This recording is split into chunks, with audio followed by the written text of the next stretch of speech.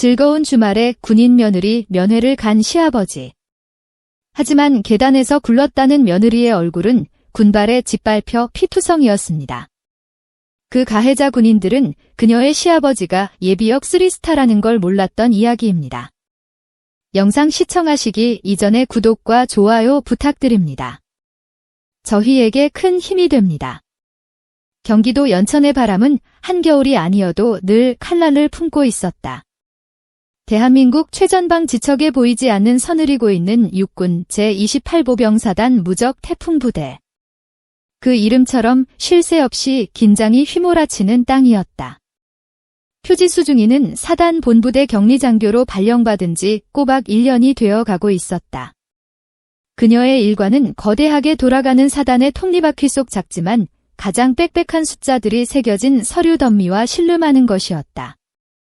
아침 일찍 사무실에 들어서면 코를 찌르는 오래된 종이 냄새와 잉크 냄새 그리고 밤새 식어버린 사무실의 냉기 그것이 표중이가 매일 마주하는 연천의 또 다른 전선이었다. 그녀가 푸른 군복을 선택한 것은 순전히 시아버지 강철중 예비역 육군 중장 때문이었다. 군단장까지 여임하고 명예롭게 전역한 시아버지는 며느리인 그녀에게 단 한 번도 며느리로서의 삶을 강요하지 않았다. 오히려 그녀가 육군 사관학교 출신은 아니었지만 장교로 임관할 때 그 누구보다 기뻐하며 자신의 낡은 지휘봉을 선물로 주었다. 표중이 시아버지는 늘 그녀를 계급으로 불렀다. 그것은 거리감이 아니라 한 명의 후배 군인으로서 존중한다는 뜻이었다. 군복의 무게는 별의 개수가 아니라 어깨에 짊어진 명예의 무게다. 절대 그 명예를 숫자와 바꾸지 말 거라. 강철중 그 이름은 군 내부에서 청렴과 강직의 대명사였다. 며느리가 아닌 한 명의 장교로서 그에게 부끄럽지 않은 군인이 되고 싶었다. 표지수중이는 그 존경심을 연료 삼아 낯선 연천에서의 군 생활을 버티고 있었다. 그녀의 업무는 돈의 흐름을 젓는 것이었다. 부대의 모든 예산이 그녀의 책상을 거쳐 집행되었다. 유류, 부식, 훈련 자재, 그리고 각종 공사 대금까지.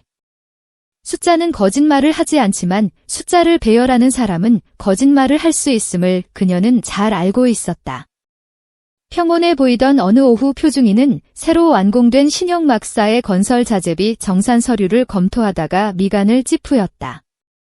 이상했다. 분명 동일한 규격의 자재인데 불과 3달 전 다른 공사에 납품된 단가와 비교해 터무니없이 부풀려져 있었다. 한두 푼이 아니었다. 품목별로 교묘하게 퍼센트를 올려 총액을 맞춘 흔적이 역력했다. 단순 실수일까? 그녀는 고개를 저었다. 이런 식의 실수는 격리장교의 눈을 속이기 위한 가장 고전적인 수법이었다. 그녀는 지난 1년치의 모든 건설 및 자재 관련 서류를 뒤지기 시작했다. 해가 지고 본부대 건물에 불이 하나둘 꺼져갔지만 그녀의 형광등은 꺼질 줄 몰랐다. 패턴이 보였다. 특정 식기, 특정 업체. 태풍건설이라는 이름의 그 업체는 놀랍게도 사단의 거의 모든 소규모 공사를 독점하고 있었다. 그리고 그 모든 서류의 최종 결제란 바로 위에 늘 같은 서명이 있었다. 군수참모 마동필 중령 심장이 차갑게 내려앉는 기분이었다. 마동필 중령 그는 28사단에서 모르는 사람이 없는 실세 중의 실세였다. 포탕한 성격과 무시무시한 업무 추진력으로 사단장의 절대적인 신임을 받고 있었지만 그 뒤편에서는 그가 연로된 온갖 흉한 소문들이 그림자처럼 따라다녔다. 표중이는 망설였다. 이걸 파헤치는 순간 자신의 군생활이 어떻게 될지 불보듯 뻔했다. 좋은 게 좋은 거다. 모른 척 넘어가라. 이곳에 오기 전 동기들이 입버릇처럼 하던 말들이 귀가에 맴돌았다. 그녀는 책상 위에 놓인 작은 액자를 바라보았다. 남편 강세찬과 함께 시아버지 강철 중장의 저녁식 날 찍은 사진이었다. 군복을 벗는 마지막 순간까지 꽂혔던 시아버지의 허리. 명예롭게 빛나던 그의 눈동자. 군인은 계급이 아니라 양심으로 싸우는 거다. 시아버지의 목소리가 들리는 듯 했다. 표중이는 눈을 감았다가 떴다. 그녀의 눈빛은 더 이상 망설이지 않았다.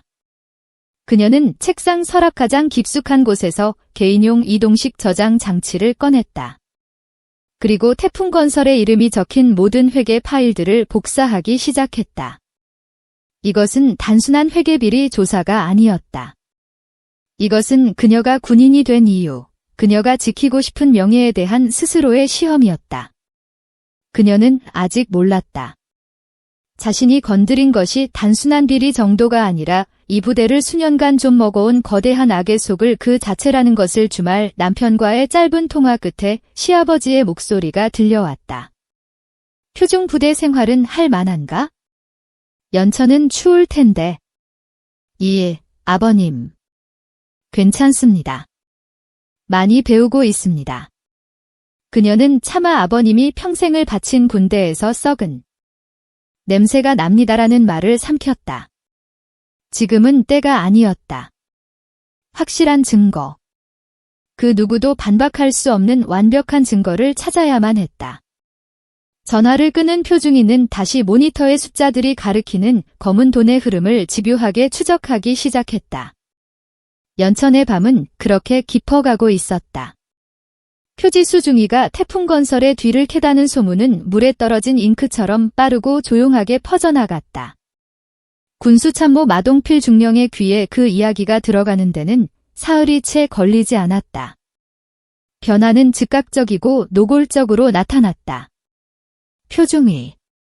어느 날 아침 마동필 중령이 격리과 사무실의 모습을 드러냈다. 180cm가 넘는 거고 햇볕에 검게 그을린 피부 그리고 상대를 꿰뚫어 보는 듯한 뱀 같은 눈빛. 그가 사무실에 들어서는 것만으로도 공기가 무겁게 가라앉았다.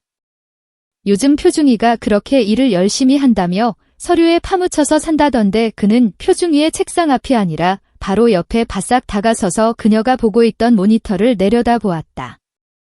친근한 척 어깨를 툭툭 두드리는 손길에는 명백한 위협이 담겨 있었다.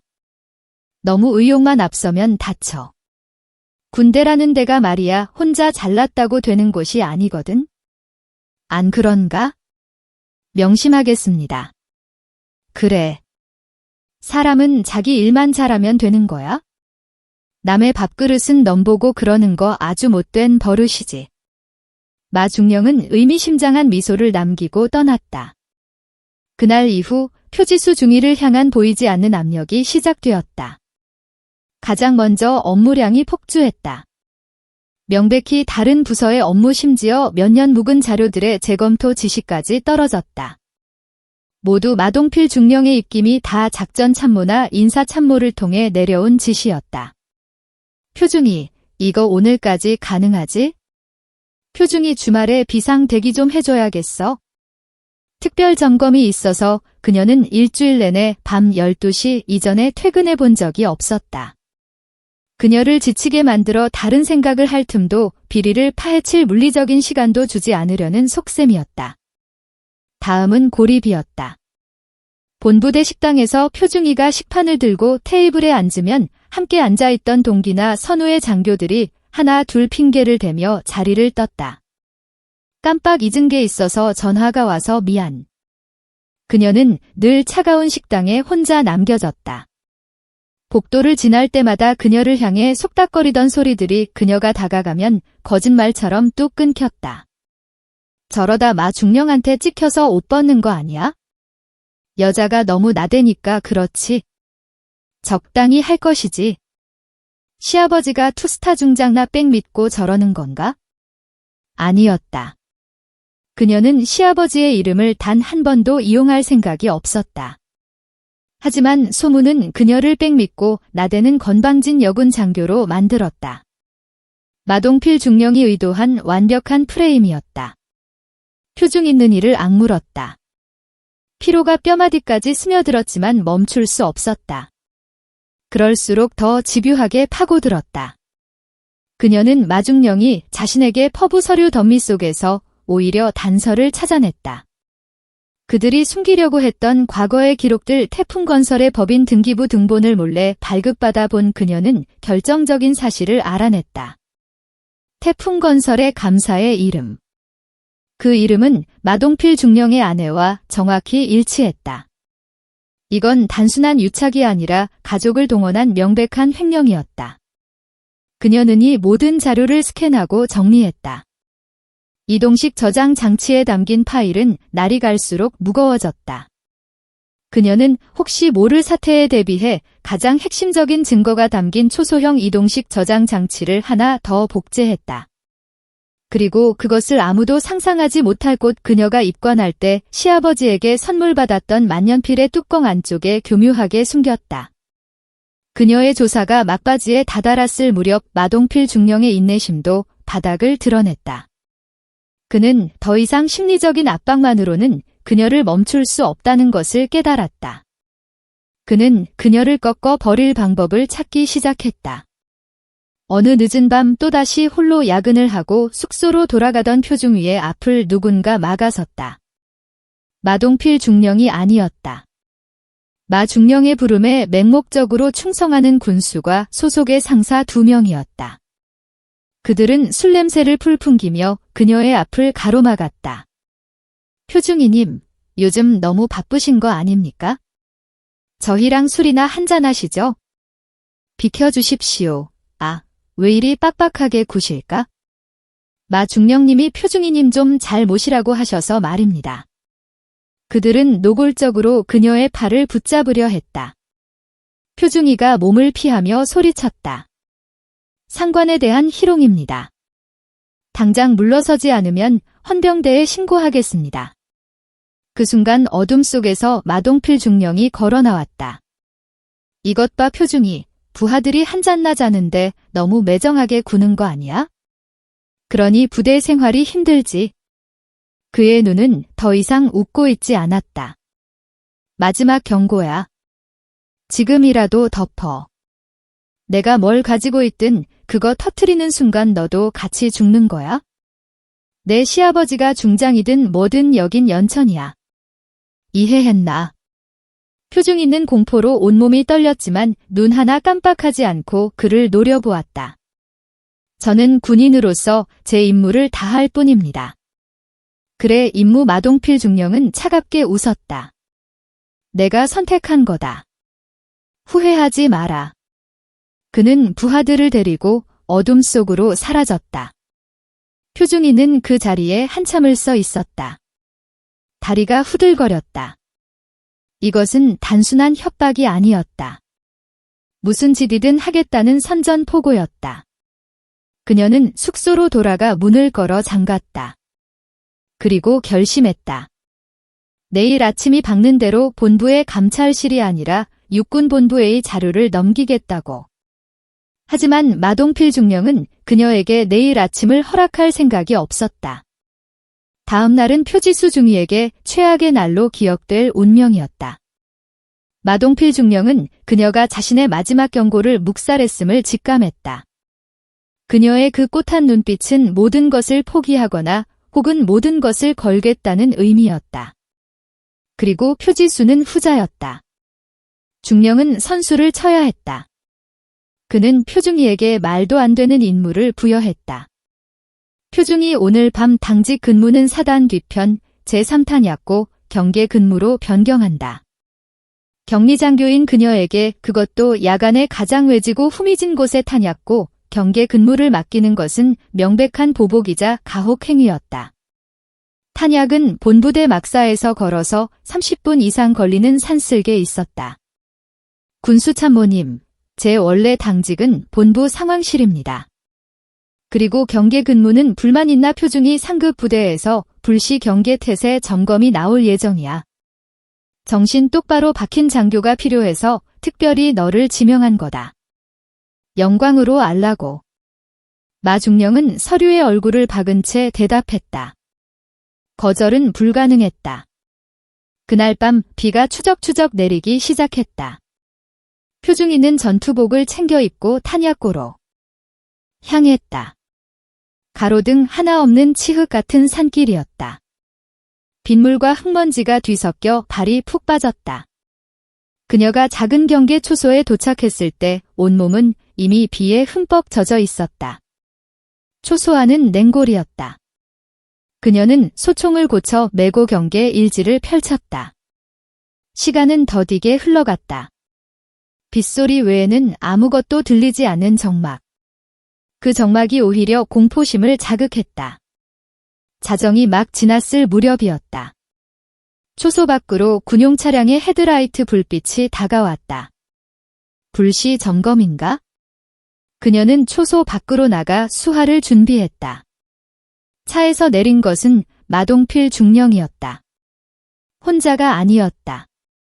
어제 그녀를 희롱했던 그 상사 2명도 함께였다. 그들의 몸에서는 역겨울 정도의 막걸리 냄새가 진동했다.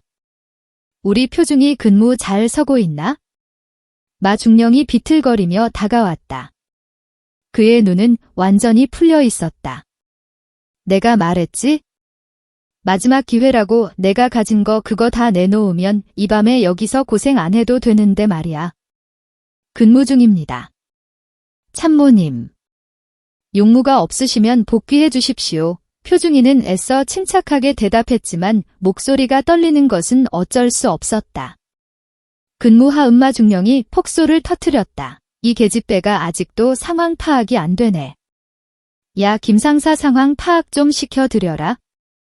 예, 알겠습니다. 김상사가 음흉하게 웃으며 표중이에게 다가왔다. 표중이님, 참모님 말씀하시는데 태도가 그게 뭡니까? 군기가 빠져가지고 그가 표중이의 어깨를 거칠게 밀쳤다. 표중이가 뒤로 비틀거리며 소총을 고쳐 잡았다. 몸에 손대지 마십시오. 어쭈. 인연이 다른 박상사가 그녀의 뺨을 거게 후려쳤다. 짝. 살과 뼈가 부딪히는 둔탁한 소리가 빗소리를 뚫고 울렸다. 표중이는 그대로 바닥에 나동그라졌다. 입안에서 비릿한 피마디 확 번졌다. 내 시아버지가 중장이면 뭐해? 여긴 연천이야. 내가 왕이라고 알아들어 마동필 중령이 포효했다. 내가 뭘 믿고 나대는지 아는데 그거 다 쓸모없어. 오늘 밤 넌 그냥 이 탄약고에서 근무 서다가 발을 헛디서 계단에서 구른 거야? 아니면 그냥 사라지는 거지? 공포가 표중 위에 온몸을 집어 삼켰다. 이곳에서 그녀가 사라져도 아무도 모를 터였다. 마동필 중령이 김상사에게 눈짓했다. 본부 사무실 그리고 숙소 관물대 싹 다 뒤져서 쓸데없는 자료 전부 찾아내. 컴퓨터든 종이든 싹 다 태워버려. 예, 알겠습니다. 김상사가 차를 타고 다시 본부로 향했다. 마 중령은 바닥에 쓰러진 표중이를 짐승 같은 눈으로 내려다 보았다. 자, 이제 우리 둘만 남았나? 표중이 내가 그 자료를 어디다 숨겼는지 내 입으로 말하게 될 거야. 그는 표중 위에 머리채를 그어지고 일으켜 세웠다. 마지막으로 묻는다. 자료 어디요? 표중이는 피가 흐르는 입술을 악물었다. 내 놈 같은 군인은 군복 입을 자격도 없어. 이게 마동필 중령의 주먹이 표중이의 복부를 강타했다. 숨이 턱 막혔다. 그녀는 비명도 지르지 못하고 쓰러졌다. 아직도 정신을 못 차렸군. 그는 군홧발로 그녀의 어깨와 다리를 무자비하게 짓밟았다. 말해. 말하라고. 폭행은 한동안 계속되었다. 표중이는 갈비뼈가 부러지는 듯한 고통 속에서 의식을 잃지 않으려 발버둥 쳤다. 아버님 세찬씨, 그녀는 이대로 죽을 수 없다고 생각했다. 그때였다. 참모님 본부에서 난리가 났습니다. 지금 합참의 장님이 김상사가 몰던 차가 미친 듯이 달려와 멈춰섰다. 뭐 합참의장 마동필 중령의 폭행이 멈칫했다. 그게 무슨 개소리야? 합참의장이 이 밤에 연천에 왜 와? 모르겠습니다. 지금 헬기가 연병장에 내렸고 사단장님 이하전 간부 비상 소집입니다. 참모님도 당장 들어오시랍니다. 마동필 중령의 얼굴이 하얗게 질렸다. 합참의장 천무진 대장. 그는 부호로령으로 유명한 인물이었다. 이런 한밤중에 예고 없는 방문은 부대 하나를 통째로 날려버리겠다는 뜻이었다. 왜 하필 지금? 그는 바닥에 쓰러져 신음하는 표중이를 경멸스럽게 쳐다보았다. 운 좋은 줄 알아라. 2년, 하지만 명심해. 내가 오늘 본 거 겪은 거 한마디라도 새어나가면 그땐 내 시아버지고 뭐고 다 죽는 거야? 그는 박상사에게 고개짓했다. 일단 의무대로 데려다나 계단에서 굴렀다고 입맞춰. 알았어. 마동필 중령은 급히 차를 타고 본부로 사라졌다. 남겨진 박상사는 의식을 잃어가는 표중이를 질질 끌다시피 차에 태웠다. 사단 의무대 당직 군의관은 피투성이가 되어 실려온 표중이를 보고 경악했지만 함께 온 박상사의 서슬퍼런 협박에 눌려 계단에서 실족이라고 차트에 대충 기록할 수밖에 없었다. 표중이는 응급처치를 받으며 텅 빈 병실 침대에 눕혀졌다. 부러진 갈비뼈의 통증보다 온몸에 새겨진 군나발 자국보다 더 아픈 것은 뼛속까지 스며든 모멸감과 배신감이었다. 내가 지키려던 군대인가? 그녀는 멍든 눈으로 어둠 속에서 깜빡이는 비상등을 바라보았다. 그녀의 소신은 그렇게 연천의 구준비 속에서 잔인하게 짓밟혔다. 그녀는 몰랐다. 이 모든 절망의 한가운데서 전혀 예상치 못한 기적이 문을 두드리고 있다는 것을 다음날 아침 서울 용산의 고풍스러운 아파트. 강철중 예비역 육군 중장의 집에는 이른 아침부터 고소한 들기름 냄새가 퍼져나갔다. 그의 아내이자 표지수 중이의 시어머니인 윤 여사가 며느리가 가장 좋아하는 몇 가지 밑반찬을 정성껏 볶아내고 있었다. 이 양반 그렇게 서두르지 않아도 연천 안 도망가요? 윤 여사는 군복을 벗고도 아침 대바람부터 신문을 각 맞춰 읽고 있는 남편을 보며 타박인 듯 따스한 웃음을 지었다. 허들이 가기 딱 좋은 날씨라서 그렇지? 우리 지수가 이 깻잎 장아찌를 얼마나 좋아하는데? 세찬이 녀석은 아직인가? 강철중은 신문 너머로 아들 강세찬의 방을 쳐다보았다. 그는 평생을 군인으로 살았지만 며느리 표지수는 그에게 딸이나 마찬가지였다. 강직한 성품 그러면서도 시아버지를 진심으로 존경하며 따르는 그 아이가 군복을 입겠다고 했을 때 그는 반대보다 격려를 앞세웠다. 자신의 뒤를 잇는다는 것이 아니라 그녀 스스로의 명예를 지키는 군인이 되리라. 믿었기 때문이었다. 아버지, 저 다 됐습니다. 강세찬이 말끔한 주말 차림으로 거실로 나왔다. 그의 손에는 아내가 부탁했던 신간 서적 몇 권이 들려 있었다. 지수한테 전화해봤는데 어제 야간 근무가 힘들었는지 안 받네요. 도착해서 놀라게 해줘야겠습니다. 그래. 연천 근처에 아주 기가 막힌 매운탕 집이 있어. 내가 28사단에서 연대장 할 때 자주 가던 곳인데 우리 며느리 몸보신 제대로 시켜줘야지. 강철중의 목소리는 기대감으로 들떠 있었다. 아들 내외와 함께하는 평범한 주말. 그것이 그가 저녁 후 기대하던 삶이었다. 반찬통이 아이스박스에 차곡차곡 담기고 세 사람은 쾌청한 가을 하늘 아래 연천을 향해 출발했다. 서울의 복잡한 도심을 벗어나 자유로를 달리는 내내 차 안은 화기애애했다. 강세찬은 아내와의 저기 저 산 보이지? 불곡산이야. 저기서 일주일 내내 땅 파고 훈련했던 생각하면 지금도 허리가 시큰해. 아버지는 군대 이야기밖에 없으세요. 임마. 군대 이야기가 내 인생이다. 그리고 내 아내가 지금 그 길을 걷고 있는 거고 대견하지 않으냐?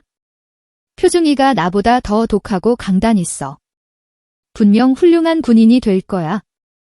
강세찬은 아버지가 아내를 표중이라고 부를 때마다 묘한 자부심을 느꼈다.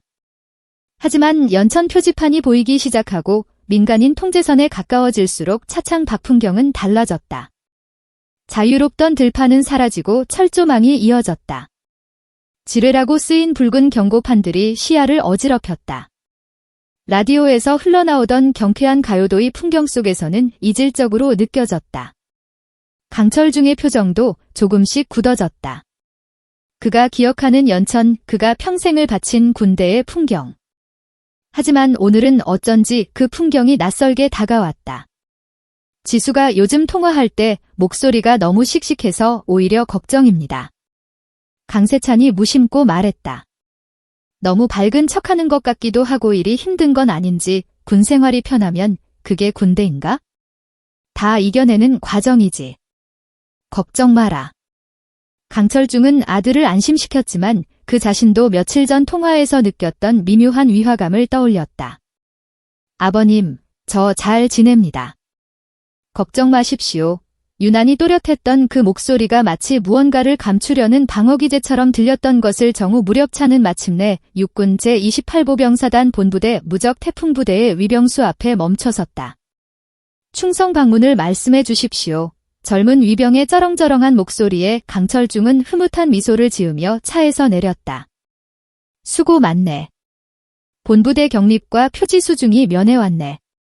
강세찬도 따라 내리며 신분증을 건넸다.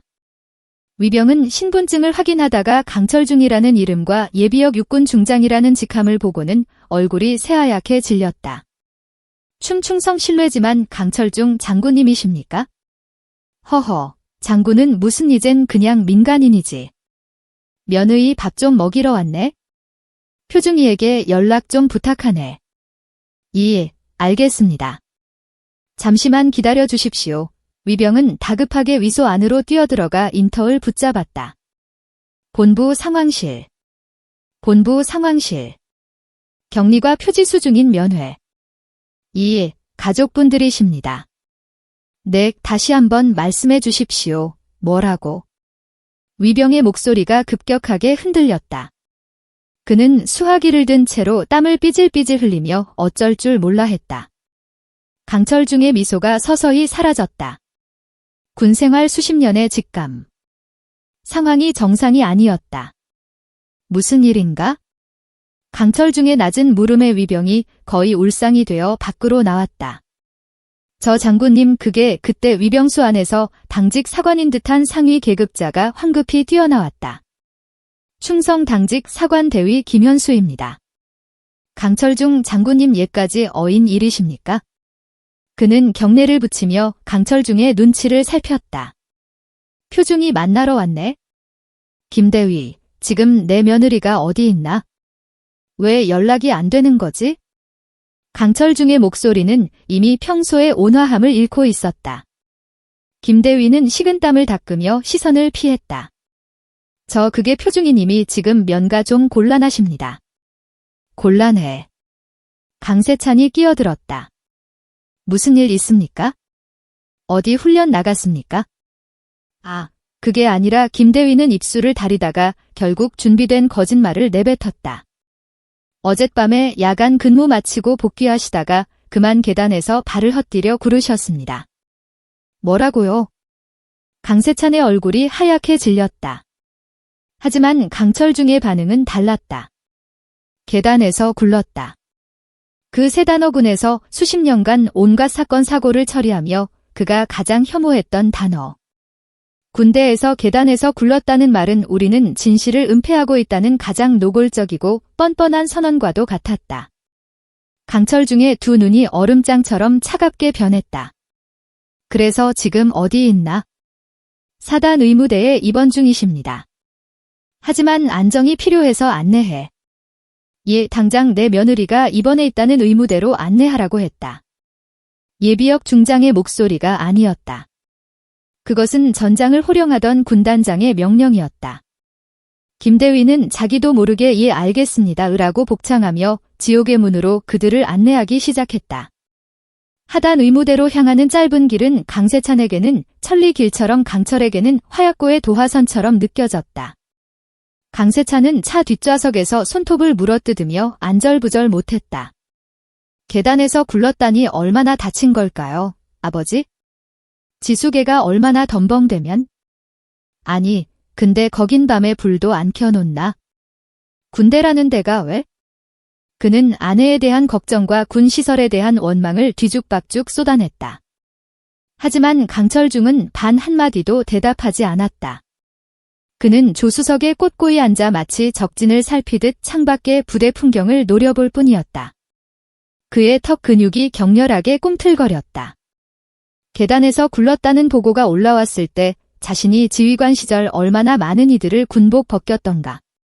감히 내 며느리에게 의무되는 부대 구석진 곳에 을씨년스럽게 자리 잡고 있었다. 소독약 냄새가 코를 찔렀다. 주말이라 그런지 아니면 의도적으로 통제된 것인지 건물 내부는 기할 정도로 조용했다. 김대위가 그들을 1인용 병실 앞까지 안내했다. 여기 계십니다. 그때 하얀 가운을 입은 젊은 군의관이 복도 저편에서 달려나왔다. 어젯밤 표중일을 진료했던 바로 그 군의관이었다. 그의 얼굴은 공포와 죄책감으로 일그러져 있었다. 아, 안녕하십니까? 저 환자분은 지금 절대 안정이 필요하십니다. 면회는 곤란합니다. 그가 두 팔을 벌려 문을 막아서듯 가로막았다. 강세찬이 애하듯 말했다. 남편입니다. 얼굴만이라도 잠깐만 보게 해주세요. 규정상 보호자라 하셔도 군의관이 횡설수설하며 강철중의 눈을 피했다. 그 순간이었다. 비켜. 강철중의 목소리가 아니었다. 그것은 얼어붙은 쇠가 마찰나는 소리였다. 자네 내 눈 똑바로 보게. 내가 누군지 아는가? 몰라도 상관없어. 난 지금 내 딸을 보러 왔다. 좋은 말로 할 때 비켜. 군의관은 그 기백에 눌려자기도 모르게 한 걸음 뒤로 물러섰다. 강세찬이 그 틈을 놓치지 않고 병실 문을 거칠게 열어줘. 지수야. 병실 안은 어두웠다. 커튼이 드리워져 있었고 공기는 무겁게 가라앉아 있었다. 강세찬이 커튼을 확 젖혔다. 그리고 두 남자는 그 자리에 얼어붙었다. 침대 위. 그곳에 누워있는 것은 그들이 알던 며느리, 그들이 알던 아내가 아니었다.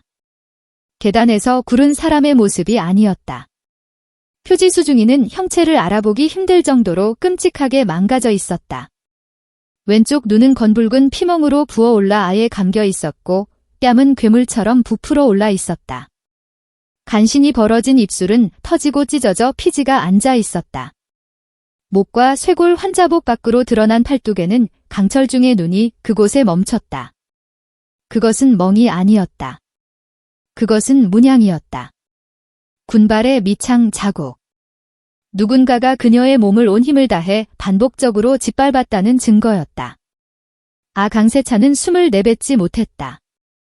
그는 눈앞의 광경을 내가 받아들이기를 거부하는 듯 뒷걸음질 치다 벽에 부딪혔다.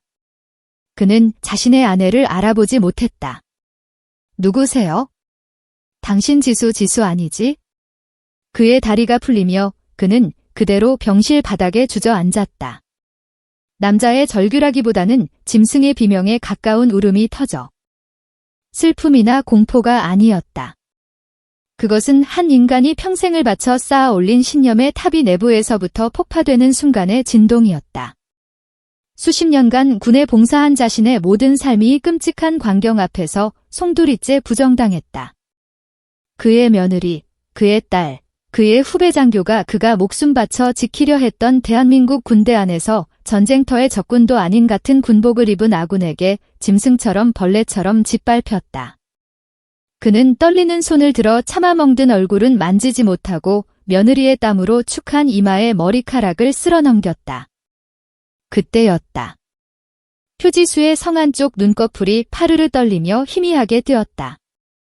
흐릿한 시야 속으로 그녀가 세상에서 가장 존경하는 시아버지의 얼굴이 보였다. 안도감보다 끔찍한 수치심과 죄책감이 먼저 밀려왔다. 자신이 군인의 명예를 지키지 못했다는 생각. 시아버지에게 이런 꼴을 보이고 말았다는 절망감. 아버님 갈라진 목소리가 새어나왔다. 죄송합니다. 제가 명예를 더럽 강철은 그 말을 듣는 순간 눈에서 불길이 치솟는 것 같았다. 아니다. 그가 며느리의 손을 꽉 잡았다. 내가 더럽힌 게 아니다. 군대가 너를 더럽힌 거다. 그의 목소리는 분노로 갈라져 끓어오르는 용암처럼 낮고 뜨거웠다. 표중이 그는 며느리를 불렀다. 정신 차려라. 내가 딱 한 번만 묻겠다. 그는 숨을 깊게 들이마셨다. 누가 내 얼굴을 이렇게 만들었나? 표지수는 고통 속에서도 시아버지의 눈을 똑바로 바라보려 애었다. 그녀는 마지막 남은 힘을 쥐어짜 입술을 달겼다. 이것이 그녀의 마지막 임무였다. 군수 참모 이름을 말해 마동필 중령입니다. 마동필. 그 이름이 병실의 공기를 가르고 강철의 고막에 박혔다. 강철은 눈을 감았다. 모든 조각이 맞춰졌다. 계단에서 구름 군의관의 저지 그리고 군나발 자국. 그는 며느리의 손을 놓아주고 천천히 일어섰다. 바닥에서 오열하던 아들 세찬을 향해 명령했다. 세찬아 일어나. 당장 앰뷸런스 수배해. 민간 앰뷸런스라도 상관없다. 국군 수도병원으로 이송한다. 당장. 그리고 그는 문가에서 사시나무 떨듯 떨고 있는 군의관을 향해 돌아섰다. 자네. 예, 장군님 어젯밤 표중이가 실려왔을 때부터 지금까지의 모든 의무 기록. 단 한 장도 빠짐없이 복사해. 그리고 자네의 의사소견서 지금 당장 작성해. 계단에서 실족이 아니라 둔기에 의한 반복적 구타 및 상해라고. 자네가 의사라면 그 정도 양심은 있겠지? 이건 내 명령이다. 군의관은 압도당해 고개만 미친 듯이 끄덕였다. 강철중은 그대로 병실을 나섰다. 아들의 울음소리를 등 뒤로 한 채 그는 지금 울 자격도 없었다. 그는 지금 아버지가 아니라 장군이어야 했다. 아니 장군이 아니라 처형자여야 했다. 강철중은 의무대 건물 밖으로 걸어 나왔다. 눈이 시리도록 파란 연천의 가을 하늘이 그를 비웃는 듯했다. 그는 주차장 옆 수십 년은 되었을 법한 늙은 플라타너스 나무 그늘 아래로 걸어갔다. 그는 하늘을 올려다 보았다. 자신이 연대장 시절 저 연병장에서 얼마나 많은 젊은이들에게 명예와 충성을 외쳤던가. 군복은이 나라의 심장이며 군인은 그 피를 돌게 하는 적혈구라고 가르쳤다. 그런데 지금 그 심장 한복판에서 썩은 고름이 터져나와 제사를 파먹고 있었다. 자신의 며느리를, 자신의 딸을 그는 수십 년간 단련된 군인이었다. 그 어떤 위기 상황에서도 냉철함을 잃지 않는 것이 그의 철칙이었다. 하지만 지금 그의 다리가 후들거렸다. 그는 나무 기둥의 등을 기대지 않고는 서 있을 수조차 없었다. 속에서부터 무언가 뜨거운 것이 치밀어 올랐다. 그것은 분노를 넘어선 존재 자체에 대한 배신감이었다. 이게 내가 사랑했던 군대인가? 이게 내가 뼈를 묻었던 조국인가? 그는 주머니에서 휴대폰을 꺼냈다. 그의 손 베트남전의 포화 속에서도 대대장의 시신을 업고 수미터를 달려올 때도 떨리지 않았던 그 손이 지금 태풍을 만난 나뭇잎처럼 격렬하게 떨리고 있었다. 그는 28사단장에게 전화할 생각이 없었다. 이 정도 사건을 사단장이 몰랐다면 그는 지휘관 자격이 없는 무능한 자일 것이고 알고도 묵인했다면 그는 마동필과 한패인 공범일 터였다. 어느 쪽이든 그에게는 기대를 걸 수 없었다. 그는 3군 사령관에게도 전화하지 않았다. 이것은 한 사단의 문제가 아니었다. 이것은 군기강 전체의 문제였고 뿌리까지 썩어버린 환부였다. 환부를 돌려내려면 메스가 아니라 도끼가 필요했다. 그는 주소록을 내렸다. 수많은 별들이 그의 손가락을 스쳐 지나갔다. 그리고 단 하나의 이름. 천무진 의장, 대한민국군 서열 1위, 현합동 참모의장, 육군대장 별내. 그리고 강철중이 사단장 시절 자신의 밑에서 대대장으로 복무했던 그가 아들처럼 아끼고 키웠던 집계 후배였다. 천무진은 강철을 스승이자 군인으로서의 아버지로 따랐다. 강철은 통화 버튼을 눌렀다. 신호음이 2번 울리고 짧게 끊어졌다. 곧바로 다시 전화가 걸려왔다. 합참장이라는 자리는 함부로 전화를 받을 수 없기에 그가 아는 번호를 확인하고 직접 다시 거는 것이었다. 예유 합참의장 천무진 대장입니다. 수화기 너머로 대한민국 육군을 호령하는 낮고 힘있는 목소리가 들려왔다. 강철중은 입이 떨어지지 않았다. 목이 메어왔다.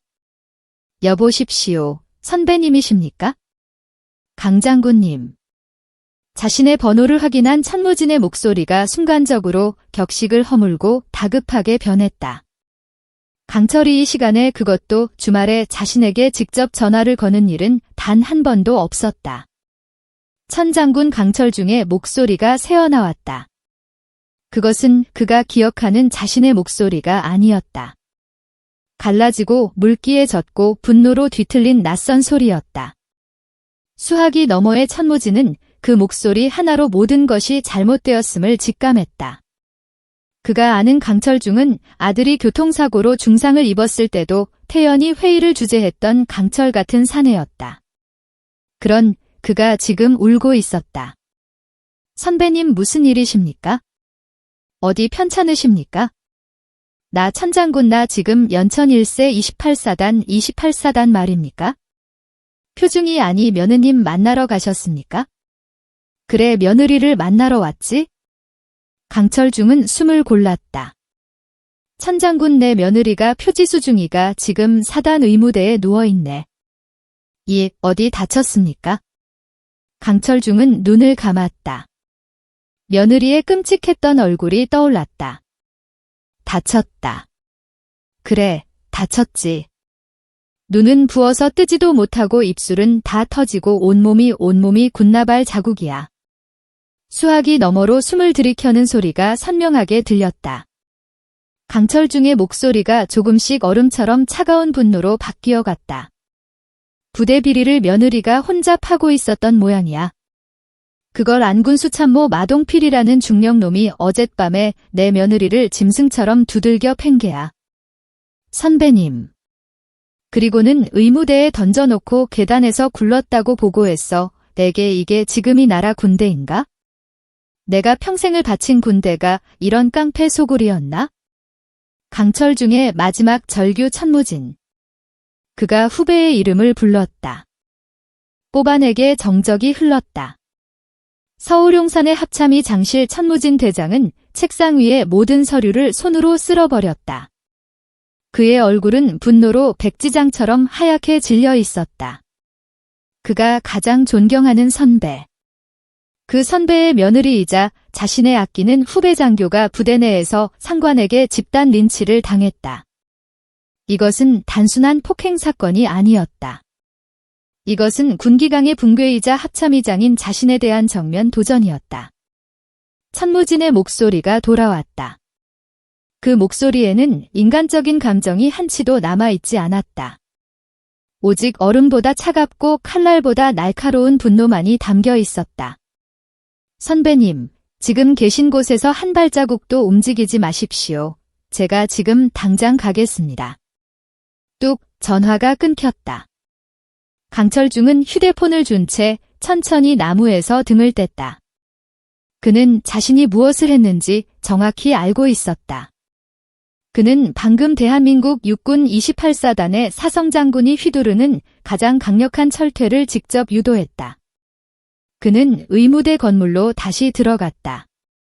오열하다 지쳐 바닥에 쓰러져 있는 아들 세찬을 일으켜 세웠다. 일어나라, 아들아. 내 아내 앞에서 무너지지 마. 그리고 그는 며느리가 누워있는 침대 옆에 꿋꿋하게 허리를 펴고 앉았다. 이제 곧 진짜 태풍이 이곳 연천에 상륙할 터였다. 같은 시각 용산 합참본부. 천무진 대장이 비상벨을 눌렀다. 비서실장이 뛰어 들어왔다. 의장님, 지휘 헬기 당장 띄워. 목적지 연천 28사단 공군에 연락해서 최단 항로 확보해. 연천 말입니까? 그리고 합참감찰실 헌병사령부 특별수사대 지금 당장 전원 비상 소집해 완전 무장으로 헬기 편으로 나와 합류한다. 10분 준다. 비서실장이 얼어붙었다. 합참의 전방사단 불시 방문. 그것도 특수대까지 동원해서 이것은 사실상 계엄령에 준하는 사태였다. 저 의장님 사유가 천무진이 책상 서랍에서 자신의 권총을 꺼내 홀스터에 차며 말했다. 그의 눈은 살기로 번뜩였다. 사요. 괴물을 잡으러 간다. 서울 용산 합동참모본부. 대한민국 국군의 심장부인 이곳의 일요일 아침은 전방위 긴장감과는 사뭇 다른 평온 속에 있었다. 그러나 그 평온은 단 한 통의 전화로 산산조각났다. 합참의 장실 천무진 대장은 강철중 예비역 중장과의 통화를 마친 직후 책상 위에 비상직통 인터컴 버튼을 주먹으로 내리찍듯 눌렀다. 그의 얼굴은 평소의 냉철함을 잃고 무섭게 타오르는 분노로 하얗게 질려 있었다. 비서실장 당장 내 사무실로 10초 곧 뛰어 문이 열리고 비서실장인 육군 준장이 뛰어들어왔다.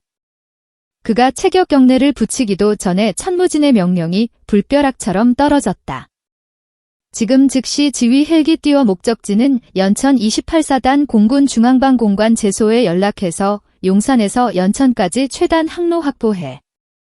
비상 상황이다. 모든 민기와 훈련기 내 항로에서 치워. 예, 이 의장님 연천 28사단 말입니까? 혹시 북한군 도발? 도발은 우리 안에서 일어났어. 천무진은 책상 서랍을 열어 자신의 권총집을 꺼내 허리에 찼다. 일요일 합참의 장실에서의 광경만으로도 비서실장은 사태가 상상을 초월한다는 것을 직감했다. 합참 감찰실장, 헌병사령부 특별수사단장 그리고 안보지원사령부 대군비리 수사팀장 전원 5분 내로 헬기장에 집결시키게. 완전 무장, 수사장비, 체포장비 전부 챙겨서 15분 내로 출발한다. 늦는 자는 그 자리에서 군복 벗을 줄 알아. 의장님, 도대체 무슨 천무진이 비서실장을 돌아보았다. 그 눈빛은 한겨울 압록강의 얼음장보다 차가웠다. 내 스승의 며느리가 그는 목소리를 낮췄지만 그 안에 담긴 분노는 오히려 사무실 전체를 얼려버릴 듯했다. 아니 내 후배 장교가 부대 내에서 상관에게 집단 린치를 당해 사경을 헤매고 있다. 그것도 군 비리를 덮으려는 놈들 손에 비서실장 눈엔 이게 군대로 보이나? 비서실장의 등줄기에 식은 땀이 흘렀다. 지금 즉시 조치하겠습니다. 단 10분 만에 용산의 헬기장은 전쟁터를 방불케 했다. 대한민국 군수사기관의 최정예 인력들이 황급히 소집되었다. 검은색 특수임무용 방탄복을 입은 헌병 특수임무특임대 요원들, 컴퓨터와 증거 수집 장비를 챙긴 안보사 요원들, 그리고 날카로운 눈빛의 감찰 장교들이 괴음을 올리며 대기 중인 세대의 UH의 60플래크 헬기에 나눠 탔다. 천무진 대장은 지휘기인 JCS 로원에 올랐다. 그는 좌석에 몸을 묶고 안전벨트를 매는 대신 조종석 뒤에 버티고 섰다. 출발해. 연천까지 가장 빠른 속도로 세대의 검은 헬기는 육중한 로터 소리와 함께 용산 상공으로 솟구쳤다. 한강을 넘어 북한산을 끼고 망설임 없이 북쪽으로 기수를 돌렸다. 헬기 무전기를 뚫고 들어오는 바람소리 외에는 아무도 입을 열지 않았다. 천무진은 진동하는 기체 바닥을 굳게 딛고 서서 빠르게 스쳐 지나가는 풍경을 내려다보았다. 그의 머릿속은 강철중의 갈라진 목소리로 가득 찼다. 이게 깡패 소굴이야? 천무진에게 강철중은 단순한 상급자가 아니었다. 그가 초임 대위 시절 중대 전술훈련에서 모든 것을 잃고 좌절했을 때 대대장이었던 강철이 그의 어깨를 두드리며 말했었다. 천대위 군인은 넘어진 자리에서 패배를 배우는 게 아니라 일어설 이유를 찾는 사람이야. 그를 일으켜 세웠던 스승. 그에게 군인의 명예가 무엇인지 가르쳐 주었던 아버지 같은 존재. 그런 그의 며느리가 아니 그 스승의 가르침을 이어받으려 한 명의 젊은 군인이 그 명예를 지키려다 짐승만도 못한 자들에게 짓밟혔다. 마동필 중령 천무진은 수사관이 건넨 태블릿으로 그자의 인사기록 카드를 노려보았다. 온갖 부정적인 평가와 의혹, 탐욕적임, 상관에게 아부하나 부하에게 가혹함, 금전 문제 불투명, 이런 쓰레기가 어떻게 최전방사단의 군수참모 자리에 앉아 있을 수 있었단 말인가? 속도 더 높여. 천무진의 분노는 마동필 개인을 넘어 이런 자를 걸러내지 못한 시스템. 아니 알면서도 방관했을지도 모르는 28사단 지휘부 전체를 향하고 있었다. 같은 시각 연천 28사단 본부 일요일 정호 사단장 김영태 소장은 관사에서 편안한 차림으로 골프 채널을 시청하고 있었다. 그는 전날 밤 마동필 중령으로부터 표지수 중위가 계단에서 굴러 의무대에 입어했다는 간단한 구두 보고를 받았다. 그는 여군 장교가 칠맞게 다쳤다고 혀를 차고는 시끄럽지 않게 잘 처리하라고 지시했을 뿐이었다. 그의 관심은 오직 다음 달을 군단 체육대회의 골프대회 우승뿐이었다. 그때 사단 지휘통제실에서 긴급 전화가 걸려왔다. 하단장님, 지금 용산에서 합참이 장님 지휘 헬기 포함 헬기 세대가 본부 연병장으로 접근 중입니다. 어머, 합참의장 천무진 대장 말인가? 김영태 소장의 손에서 리모컨이 떨어졌다. 사전 통보가 없지 않았나? 무슨 일이야? 훈련인가? 아닙니다. 비상 항로로 접근 중이며 5분 내 착륙 예정입니다. 사단전 간부 비상 소집하라는 지시입니다. 이런 미친 김영태 소장은 허둥지둥 전투복을 꿰어 입었다. 도대체 왜 혹시 북한군? 아니면 그의 머릿속이 하얗게 변했다. 한편 본부 사무실에서 서류를 조작하며 알리바이를 만들던 마동필 중령도 비상소집 연락을 받았다. 그는 합참의장이라는 단어의 심장이 덜컹지만 애써 태어난 척했다. 설마 그 계집애 하나 때문에 합참의장이 직접 올 리가 없어. 분명 다른 일일 거야.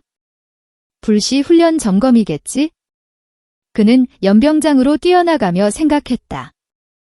표지수 중위는 지금 의무대에 격리되어 있고 군의관도 입단속을 시켜뒀다. 강철 중장이 멸를 왔지만 그가 할 수 있는 건 없어. 그는 예비역이니까. 마동필은 아직 사태의 본질을 강철과 천무진의 관계를 그리고 자신이 건드린 것이 무엇인지를 전혀 깨닫지 못하고 있었다. 그때였다. 우 하늘을 찢는 듯한 굉음 연천 상공의 공기가 통째로 찢겨나가는 듯했다. 한 대도 두 대도 아닌 검은색 블래크 헬기 세대가 연병장 상공을 선하며 모래바람을 일으켰다. 그 모습은 방문이 아니라 침공이었다. 사단장 김영태 소장을 필두로 황급히 뛰어나온 본부대 간부들이 연병장에 도열했다. 마동필 중령도 그 대열의 끝에 서서 불안하게 하늘을 올려다보았다. 쿵 헬기 세대가 거의 동시에 연병장에 내려앉았다. 가장 중앙에 있던 지휘기의 문이 열렸다.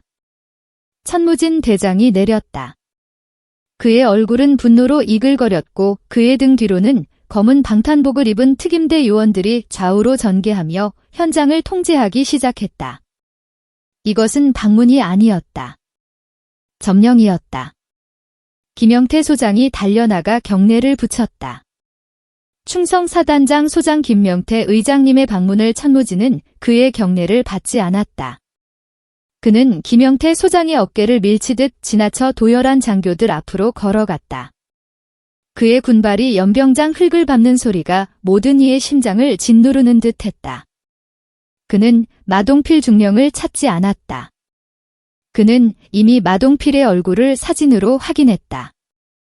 천무진 대장은 대열의 가장 끝에 서서 감히 눈도 마주치지 못하고 고개를 숙인 마동필 중령 앞에 멈춰섰다. 연병장의 공기는 모래바람과 헬기 터빈의 열기 그리고 천무진 대장이 뿜어내는 살기로 인해 숨막힐 듯이 무거워졌다. 교열한 28사단 간부들은 대한민국군 서열 1위가 왜 아무런 예고도 없이 그것도 수사팀을 대동하고 이곳에 강림했는지 알지 못해 공포에 질려 있었다. 천무진 대장은 마동필 중령의 바로 정면에 섰다. 마동필은 본능적인 공포에 온몸이 마비되는 것을 느꼈다. 나 때문이야. 나 때문이 맞아. 하지만 어떻게 합참의장이 중령 마동필 천무진의 목소리는 끓어오르는 용암처럼 낮고 뜨거웠다. 의장님 중령 마동필. 마동필이 반사적으로 경례를 붙이며 고함을 질렀다. 내가 감히 천무진은 경례를 받지 않았다. 내가 감히 그 더러운 손으로 그 썩어 빠진 정신으로 대한민국 장교의 군복을 입고 있어? 무슨 말씀이신지? 마동필이 당황하며 변명을 시작하려던 그 순간 짝 천무진 대장이 차고 있던 가죽 장갑을 벗어 마동필 중령의 뺨을 그대로 후려쳤다. 연병장 전체에 울릴 만큼 크고 날카로운 타여름. 마동필의 안경이 날아갔고 그는 그대로 바닥에 나동그라졌다. 모든 것이 정지했다. 사성장군이 일요일 연병장에서 수많은 장교가 보는 앞에서 영광급 장교를 구타했다. 이것은 폭행이 아니었다. 그것은 처형의 시작이었다. 일어나 천무진이 명령했다. 마동필이 비틀거리며 흙먼지 속에서 입술을 닦으며 일어섰다. 천무진은 품속에서 휴대폰을 꺼냈다. 그리고 강철 중장에게서 전송받은 사진 표지수 중위에 참혹하게 짓밟힌 얼굴이 담긴 사진을 마동필의 눈앞에 들이밀었다. 이게 내 놈의 짓인가? 마동필은 사진을 보고 숨이 멎었다. 아닙니다. 의장님. 오십니다. 저건 표중이가 어젯밤에 근무 교대하러 가다가 계단에서 굴러서 계단 천무진이 차갑게 비웃었다. 계단에서 굴렀는데 군나발 자국이 뺨에 새겨지나 계단에서 굴렀는데 갈비뼈가 부러지고 복부에 뇌출혈이 생기나? 내 놈이 지금 나를 상대로 거짓을 고하려 해. 천무진이 뒤를 돌아보며 고함쳤다. 헌병 대기하고 있던 헌병 특임대 요원 2명이 달려왔다. 이자의 계급장을 당장 떼어내. 의장님. 의장님. 안 됩니다. 저는 마동필이 발버둥 쳤지만 특임대 요원들은 그의 양팔을 우악스럽게 붙잡고 그의 전투복 가슴과 어깨에 붙은 중령 계급장과 군수참모 직책 휘장을 거칠게 뜯어냈다. 찍어 벨크로가 뜯어지는 소리는 마동필의 군생활이 끝났음을 알리는 비명처럼 들렸다. 이자를 천무진이 뜯겨나간 계급장을 바닥에 내던지며 선언했다. 이자는 더 이상 대한민국 육군 장교가 아니다. 군수비리 직권 남용 부하 장교에 대한 살인 미수 및 특수상해 혐의로 지금이 순간부로 구속한다. 당장 헌병대 영창에 쳐넣어. 안 돼, 억울합니다. 의장님. 마동필은 짐승처럼 울부짖으며 끌려갔다. 하지만 그의 발악은 연병장의 모래 바람 속으로 허무하게 흩어졌다. 이제 천무진의 불타는 시선은 사단장 김영태 소장에게로 향했다. 김영태 소장은 자신의 부관 참모가 눈앞에서 계급장이 뜯기고 끌려가는 광경을 보며 얼굴이 사색이 되어 있었다. 사단장 의장님, 자네는 천무진이 김영태의 코앞까지 다가갔다. 자네는 사단에서 그것도 본부대 한복판에서 이런 끔찍한 범죄가 일어나는 동안 뭘 했나? 저는 보고 받기로는 보고 계단에서 굴렀다는 그따위 허위 보고를 믿었나? 아니면 천무진의 목소리가 지하실처럼 낮아졌다. 알고도 묻긴 했나? 저 썩어 빠진 마동필이 자네의 돈줄이기라도 했나? 아닙니다. 의장님 맹세코 아닙니다. 김영태가 손을 내으며 절규했다. 그럼 무능이군. 자신의 사단에서 여군 장교가 죽어가는데도 관사에서 골프 채널이나 보고 있었겠지? 그런가? 김영태는 아무 말도 할 수 없었다. 어떻게 알았는지 천무진의 말은 정확히 사실이었다. 자네에게 지휘관 자격은 없다. 천무진이 선언했다. 사단장 김영태 소장 자네를 오늘부로 직위 해제한다. 지금 당장 지휘권을 부사단장에게 이양하고 자네의 관사에서 한 발자국도 나오지 마. 합참 감찰실의 조사를 기다려. 의장님 제발 이것은 명령이다. 천무진의 포효에 김영태는 무너져 내렸다. 일선 사단의 이성 장군이 전 부대원이 보는 앞에서 합참에게 지휘권을 박탈당했다. 이것은 사형 선고나 다름없었다. 천무진은 연병장에 도열한 모든 간부를 둘러보았다. 똑똑히 들어라. 오늘이 시간부로 28사단은 합참의장 직권으로 특별 군기 감사 및 비리 수사에 돌입한다. 내 허락 없이는 개미 새끼 한 마리 이 부대 밖으로 나갈 수 없다. 수사팀 지금 즉시 사단 본부 전체를 폐쇄한다. 군수참모실 경립과 작전참모실 사단실 모든 서류와 컴퓨터를 압수수색해. 특히 마동필과 관련된 모든 자금의 흐름을 사이 뒤져. 단 하나의 증거도 놓치지 마라. 알겠습니다. 수십 명의 수사관이 일사불란하게 각자의 목표 건물을 향해 흩어졌다. 28사단 본부는 순식간에 거대한 수사본부로 변했다. 천무진은이 모든 것을 지켜본 뒤 헬기에서 내린 자신의 수석 부관에게 말했다. 국군 수도병원장에게 연락해. 28사단 의무대에 있는 표지수 중위 당장 헬기 후송할 수 있게 준비하라고. 내가 직접 확인하고 이송한다. 그는 마지막으로 강철중과 표지수 중위가 기다리고 있는 의무대를 향해 무거운 발걸음을 옮겼다. 참혹한 참교육의 일막이 끝났을 뿐는 이석은 뿌리를 완전히 뽑아낼 생각이었다. 천무진 대장의 발걸음은 분노로 무거웠다. 그가 의무대 문을 열었을 때 가장 먼저 마주한 것은 침대 옆에 꼿꼿이 앉아있는 강철중 예비역 중장의 뒷모습이었다. 그리고 바닥에 주저앉아 아내의 손을 붙잡고 오열하는 남편 강세찬. 마지막으로 침대에 누워 숨소리조차 희미한 표지수 중위의 모습이었다. 선배님. 천무진의 목소리가 잠겨 있었다. 강철이 천천히 일어섰다. 그의 눈은 붉게 충혈되어 있었지만 눈물은 없었다. 그는 예비역 중장이 아니라 가장 소중한 것을 잃기 직전의 아버지였다. 천무진은 아무 말 없이 사성 장군의 위험을 모두 내려놓고 자신이 가장 존경하는 선배이자 스승에게 허리를 90도로 숙여 정중히 고개를 숙였다. 제가 늦었습니다. 선배님, 이 군대가 선배님과 며느님께 씻을 수 없는 죄를 지었습니다. 제가 이 군대의 수장으로서 진심으로 사죄드립니다. 강철은 말없이 천무진의 어깨를 두드려 주었다. 그 어떤 말보다 무거운 용서이자 동시에 더 무거운 책임을 묻는 손길이었다. 천무진은 침대로 다가갔다. 그는 사진으로 본 것보다 훨씬 더 참혹한 표중이의 상태에 자신도 모르게 주먹을 꽉 쥐었다. 표중이 그가 낮게 불렀다. 고통과 약기운에 혼미했던 표지수가 그 목소리에 힘겹게 한쪽 눈을 떴다. 시야가 흐릿했지만 눈앞에 있는 사람의 어깨에 달린 4개의 별이 보였다. 대한민국 육군대장 합참의장 의장님 그레나다 표중이 천무진은 그녀의 멍들지 않은 손을 조심스럽게 잡았다. 고생 많았다. 정말 미안하다. 내가 이놈들을 모조리 잡아넣겠다. 내가 지키려 했던 군인의 명예 내가 반드시 되찾아주겠다. 표중이는 안도감에 혹은 서러움에 성한 눈에서 눈물 한 줄기를 흘렸다. 그녀는 마지막 남은 의식을 쥐어다. 지금이 말을 하지 않으면 모든 것이 수포로 돌아갈 수 있었다. 마중령이 증거를 파기 알고 있다. 표중이 지금 수사관들이 찾고 있다. 걱정 마라. 아닙니다. 표중이의 목소리는 갈라져서 거의 들리지 않았다. 제 전투기 천무진이 귀를 더 가까이 가져갔다.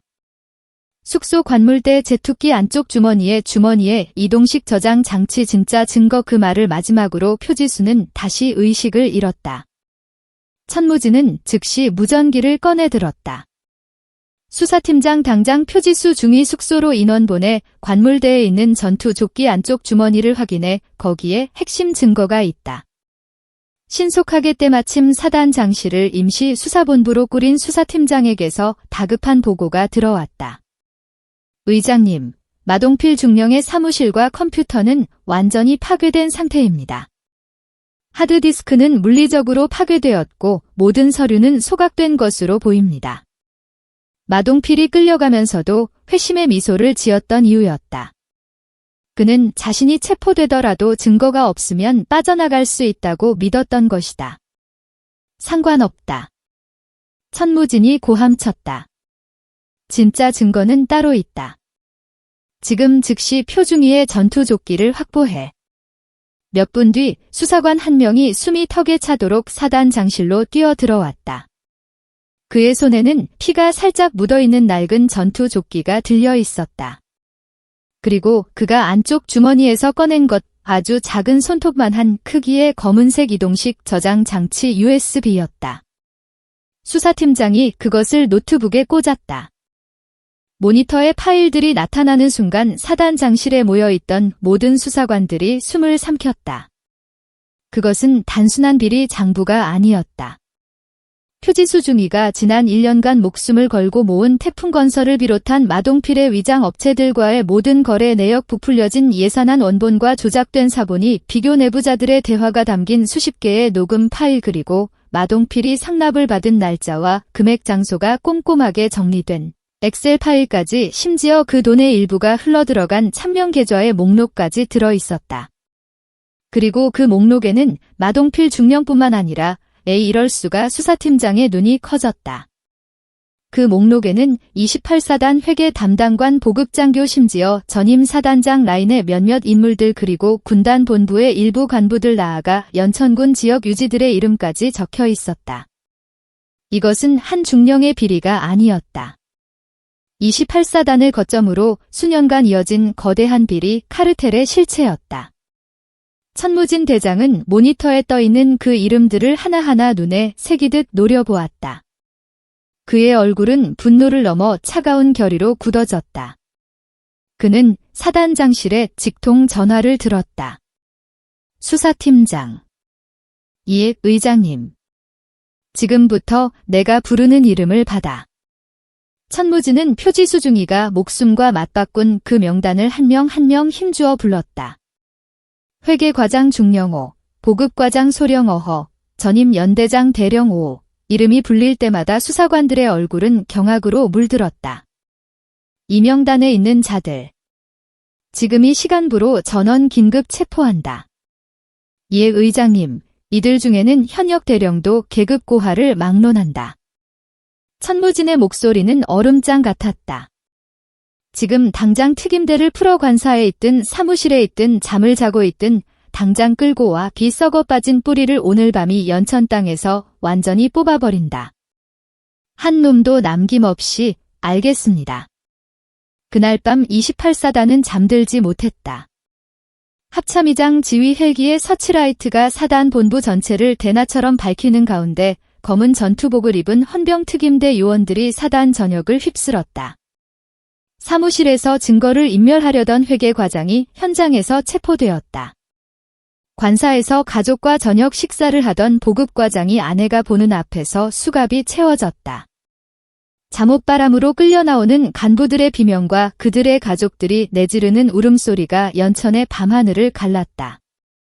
표지수 중위가 목숨 걸고 지킨 작은 저장 장치 하나가 대한민국 육군의 가장 견고했던 비리 성벽을 단 하룻밤 만에 무너뜨리고 있었다. 천무진은 사단장실 창밖으로의 모든 숙청 과정을 지켜보며 해가 뜨기를 기다렸다. 정의 구현의 밤은 그렇게 피비린내 나게 깊어가고 있었다. 그날 밤 제8보병 사단의 시간은 멈췄다. 아니 멈춘 것이 아니라 거대한 폭풍의 눈 속으로 빨려 들어가 산산조각 나고 있었다. 합참의장 지휘 헬기의 거대한 서치라이트가 연병장을 대나처럼 밝혔고 그 빛은 밤새 사단 본부 건물들의 창문을 공포스럽게 쓸고 지나갔다. 천무진 대장은 연병장이 내려다 보이는 사단장실을 임시 지휘본부로 삼았다. 방금 전까지 김영태 소장의 안락한 권위를 상징했던 그 공간은 이제 대한민국군 사정의 심장이 되어 차갑게 뛰고 있었다. 의무대에서 강철중 예비역 중장과 표지수 중위를 만난 천무진의 분노는 이미 임계점을 넘어선 상태였다. 그는 괴물을 잡으러 왔다고 했지만 표중위의 전투조끼에서 나온 이동식 저장 장치를 확인한 순간 자신이 잡아야 할 것이 괴물 한 마리가 아니라 이 부대의 뿌리 그 자체를 좀 먹어온 거대한 역병임을 깨달았다. 의장님 표중위 후송 헬기 준비 완료되었습니다. 보고를 받은 천무진은 다시 의무대로 향했다. 그곳에는 국군 수도병원에서 급파된 응급의학과 군의관과 간호장교들이 표중이를 조심스럽게 이동식 침대로 옮기고 있었다.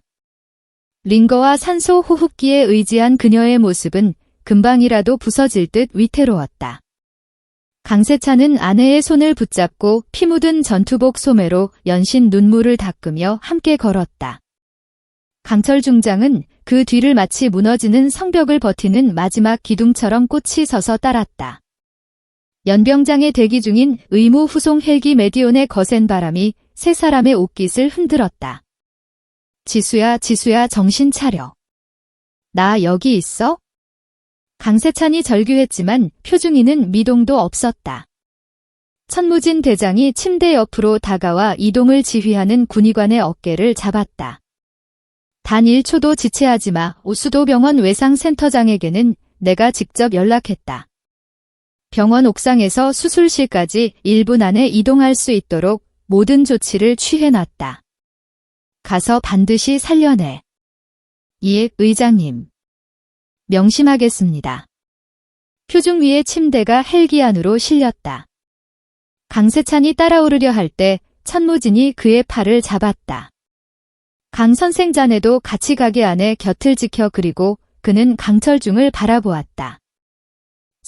선배님께서도. 강철중은 고개를 저었다. 아니, 나는 여기 남겠네. 그의 붉게 충혈된 눈이 수사관들이 쉴 새 없이 드나드는 본부 건물을 향했다. 내 며느리가 표중이가 목숨을 걸고 지킨 것이 무엇인지, 그놈들이 어떤 대가를 치르게 되는지 내 두 눈으로 똑똑히 봐야겠네. 천무진은 더 권하지 않았다. 그것이 강철중이라는 군인의 방식임을 알기 때문이었다. 알겠습니다. 우웅우. 헬기가 굉음을 내며 연천의 어두운 하늘을 뚫고 남쪽으로 사라졌다. 강철중은 헬기가 작은 점이 되어 보이지 않을 때까지 그 자리에 부동 자세로서 있었다. 헬기가 사라지자 천무진의 얼굴에서 모든 인간적인 온기가 사라졌다. 그는 다시 심판자의 얼굴로 돌아와 사단장실로 복귀했다. 지금부터 사냥을 시작한다. 밤샘 특별조사는 전쟁 그 자체였다. 표중이가 남긴 자료는 지도였고 합참수사팀은 그 지도를 든 사냥개였다. 의장님 회계과장 중령호 사무실에서 주요 서류 파기 시도 중 현장에서 체포했습니다. 보급과장 소령호 관사에서 도주하려던 것을 검 완료했습니다. 사단장실은 순식간에 임시 취조실로 변했다. 맨 먼저 끌려온 것은 회계과장이었다. 그는 수갑을 찬 채 천무진 앞에 무릎 꿇리듯 주저앉았다. 의장님, 저는 정말 모릅니다. 마동필 중령이 중령이 시키는 대로 했을 뿐입니다. 천무진은 책상에 놓인 표중 위에 피 묻은 전투조끼를 가리다. 저것이 무엇인지 알아?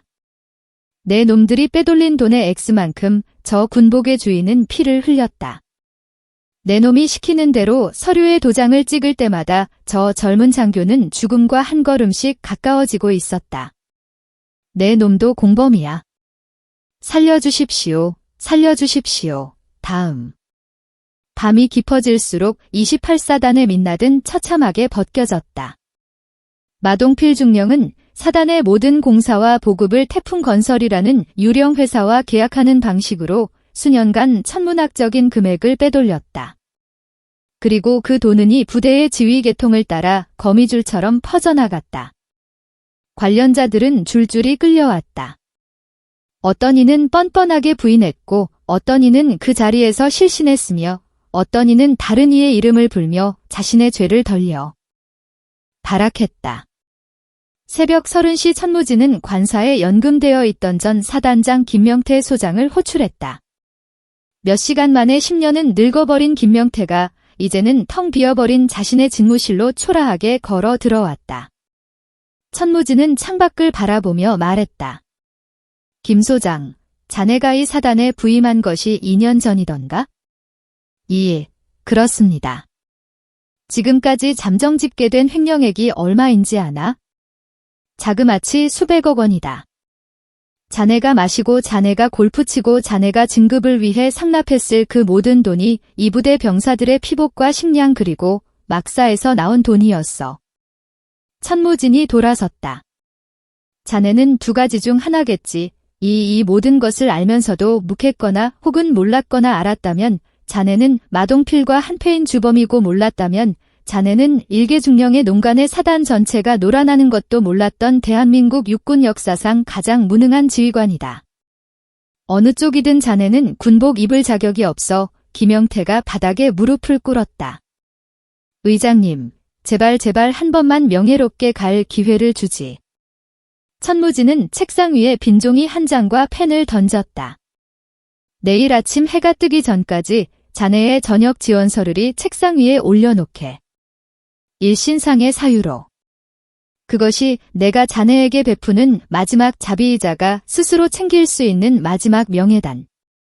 불명의 저녁으로 군복을 찢긴 채 쫓겨나고 싶지 않다면 당장 써이. 김영태는 떨리는 손으로 펜을 잡았다. 그의 군생활은 그렇게 연천의 차가운 새벽 공기 속에서 끝났다. 같은 시각 경기도 분당의 국군 수도병원 수술 중이라는 붉은 등이 복도를 무겁게 짓누르고 있었다. 수술은 4시간을 넘어가고 있었다. 부러진 갈비뼈가 폐를 찔렀고 비장 파열로 인한 내부 출혈이 심각했다. 강세찬은 수술실 문 앞을 떠나지 못하고 짐승처럼 복도를 서성했다. 그의 머릿속은 온통 피멍이 든 아내의 얼굴과 계단이라는 단어로 뒤엉켜 있었다. 왜 내가 몰랐을까? 그 힘든 내색 한 번을 안 하던 애였는데 내가 왜? 그는 자신의 무력함의 주먹으로 벽을 내리쳤다. 그때 수술실 문이 열리고 녹색 수술복을 입은 주치가 땀으로 젖은 마스크를 벗으며 걸어 나왔다. 강세찬이 달려가 그의 팔을 붙잡았다. 의사 선생님, 제 아내는요? 주치의는 지친 얼굴로 희미하게 웃었다. 수술 잘 끝났습니다.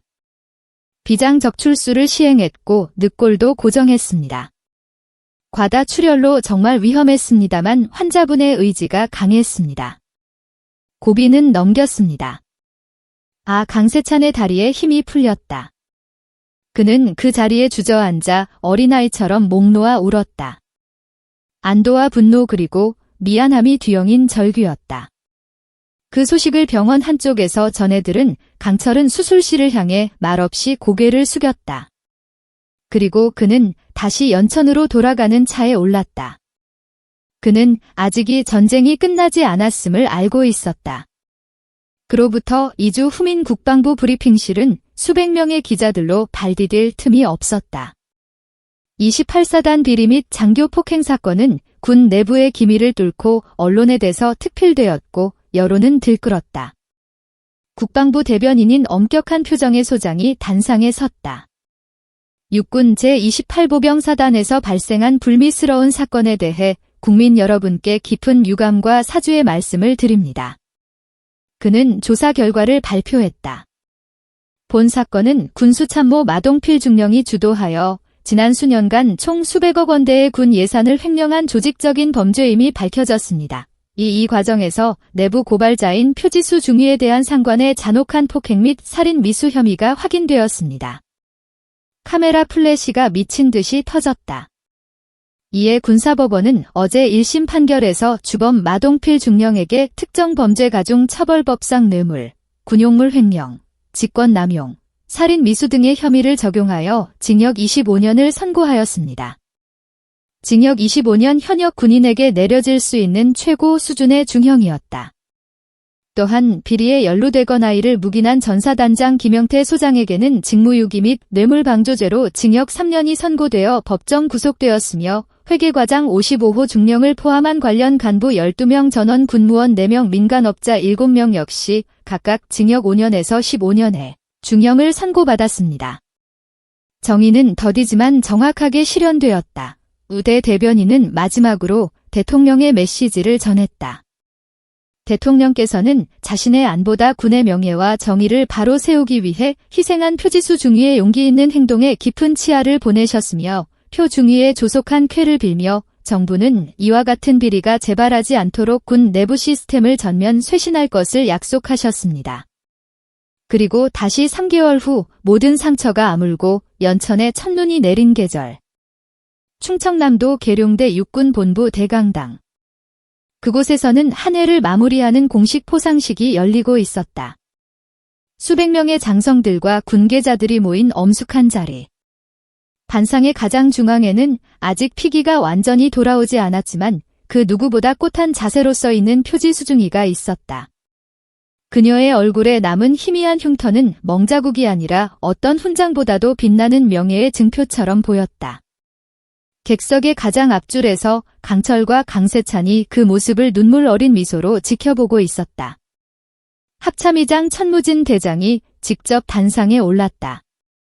그는 표중이의 앞에 서서 훈장 증서를 읽어내려갔다. 육군 제28보병사단 본부대 중위 표지수 이군인은 투철한 군인 정신과 불의에 타협하지 않는 용기 그리고 살신성인의 자세로 군의 가장 깊은 환부를 돌려내고 군의 명예를 바로 세운 바 그 공적을 높이 치하하여 대한민국 국방훈장 3일장을 수여함. 천무진 대장은 경건하게 훈장을 표중 위에 왼쪽 가슴에 달아주었다. 그리고 그는 사성장군의 모든 권위와 위험을 담아 한 명의 중위를 향해 가장 절도 있고 가장 깊은 존경심이 담긴 경례를 붙였다. 우레와 같은 박수가 강당을 가득 메웠다. 표중이가 답사를 위해 마이크 앞에 섰다. 그녀는 객석을 천천히 둘러본 뒤 시아버지 강철과 눈을 맞추고 입을 열었다. 저는 거창한 일을 하려 한 것이 아니었습니다. 그녀의 목소리는 떨림없이 맑고 단단했다. 저는 그저 제가 매일 마주하는 숫자 뒤에 숨어 제가 이분이 군복의 명예를 더럽히는 그 부끄러움을 외면할 수 없었을 뿐입니다. 존경하는 시아버지께서 제게 가르쳐 주셨습니다. 그녀의 시선이 강철에게 향했다. 군인은 계급이 아니라 양심으로 싸워야 하며 힘이 아니라 용기로 싸워야 한다고 하셨습니다. 저는 그 가르침을 지키려 했을 뿐입니다. 저의 상처는 오늘이 영광스러운 훈장으로 모두 아물었습니다.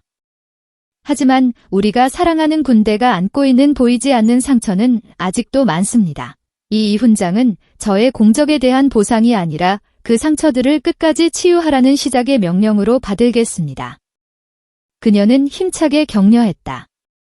충성. 시상식이 끝나고 천무진 대장이 따로 그녀를 불렀다. 표중이 정말 고생 많았네.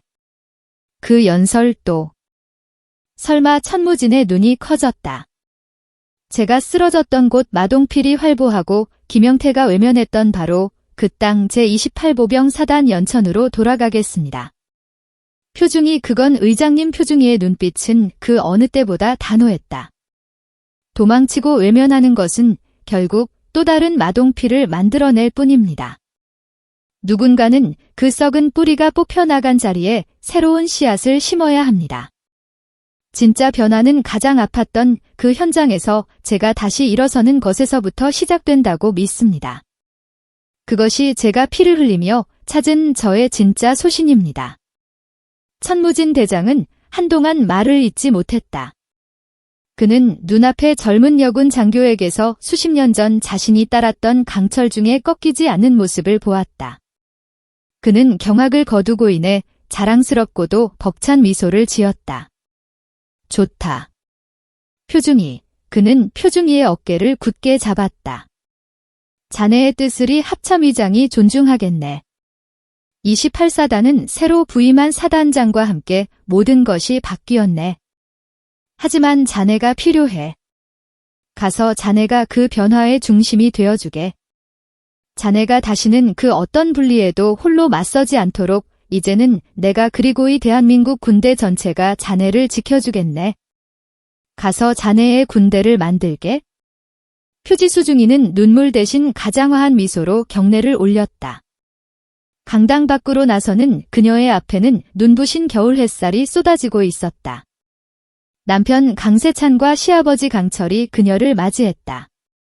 세 사람은 아무 말 없이 서로를 부둥켜 안았다. 연천의 바람은 여전히 차가웠지만 그 바람을 맞으러 돌아가는 표지수 중위의 발걸음은 그 어느 때보다 가볍고 희망찼다. 그녀는 자신의 상처와 맞바꾼 그 땅에서 더 나은 미래를 위한 첫걸음을 다시 내딜 준비가 되어 있었다. 오늘도 시청해주셔서 대단히 감사합니다. 영상이 즐거우셨다면 구독과 좋아요 부탁드리겠습니다.